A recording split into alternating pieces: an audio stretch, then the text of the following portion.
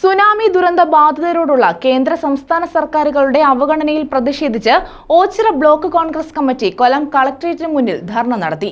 വർഷങ്ങളായി ആലപ്പാട്ടുകാർ അനുഭവിക്കുന്ന കടൽക്ഷോഭത്തിൽ സർക്കാർ യാതൊരു നടപടിയും സ്വീകരിക്കുന്നില്ലെന്നാരോപിച്ചാണ് ധർണ നടത്തിയത്. CR മഹേഷ് MLA സമരം ഉദ്ഘാടനം ചെയ്തു. ആലപ്പാട്ട് പ്രശ്നങ്ങൾ പരിഹരിക്കാൻ പാക്കേജും പദ്ധതിക്കുമായി ഫയലിൽ മുഖ്യമന്ത്രി ഒപ്പിട്ടില്ലെങ്കിൽ ഈ നിയമസഭാ സമ്മേളനം നടക്കുമ്പോൾ ആലപ്പാട് നിവാസികളുമായി സംഘടിച്ച് സെക്രട്ടേറിയറ്റിന് മുന്നിൽ ശക്തമായ പ്രക്ഷോഭം സംഘടിപ്പിക്കുമെന്ന് CR മഹേഷ് MLA മുന്നറിയിപ്പ് നൽകി.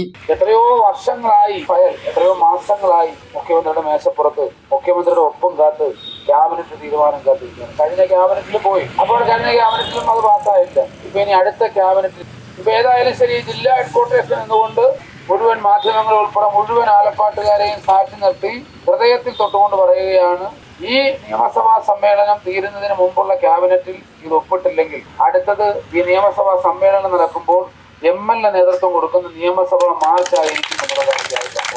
Ochira block Congress president BS Vinod അധ്യക്ഷനായിരുന്നു. KPCC secretary Sooraj Ravi, Kollam block Congress president D Geethakrishnan, U Waheeda, AB Shahal, Alappad grama panchayat president U Ullas, AA Azeez, Shibu Pazhanikutty, R Rajapriyan, Meera Saji, LK Chandrabose, Mariyath teacher, Sheeba Babu, Ansar Malabar, B Sreekumar തുടങ്ങിയവർ സംസാരിച്ചു.